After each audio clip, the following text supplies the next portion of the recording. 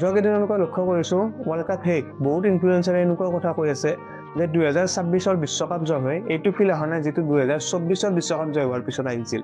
আপোনালোকৰ কি হৈছে মই নাজানো, কিন্তু মোৰ ভাল লাগিছে কাৰণ 1999, 2003, 2007 ৱৰ্ল্ড কাপ অষ্ট্ৰেলিয়া জয় হৈছিল আৰু তেতিয়া আমি কৈছিলোঁ অষ্ট্ৰেলিয়া ভাল টীম, অষ্ট্ৰেলিয়া ৰাজত্ব কৰি আছে, অষ্ট্ৰেলিয়া ডমিনেট কৰি আছে। কিন্তু যেতিয়া আমাৰ ইণ্ডিয়াৰ কথা আহে, ইণ্ডিয়াৰ ডমিনেশ্যনৰ কথা নাহে। আমি এনেই জয় হৈছোঁ, কোনো ফিল্ড অহা নাই, অমুক অহা নাই, তেনেকুৱা কথা নহয়। টিম এটাই যেতিয়া তাৰ বেকবোন ষ্ট্ৰং কৰিব, ইণ্ডিয়াৰ আমাৰ ডমেষ্টিক কালচাৰ ভাল, ইণ্ডিয়াৰ IPL ভাল, ইণ্ডিয়াৰ বৰ্ডে বহুত ইনভেষ্ট কৰি আছে, গতিকে আমাৰ প্লেয়াৰবোৰ ওপৰত উঠি আছে, গতিকে আমি ক্ৰিকেটত ডমিনেট কৰিমেই আৰু আগন্তুক 10 বছৰলৈ আমি ডমিনেট কৰিম। আৰু মোৰ বোধেৰে এই সময়তে আমি যিমান পাৰোঁ ICC ট্ৰফি জয় হৈ ল'ব লাগে।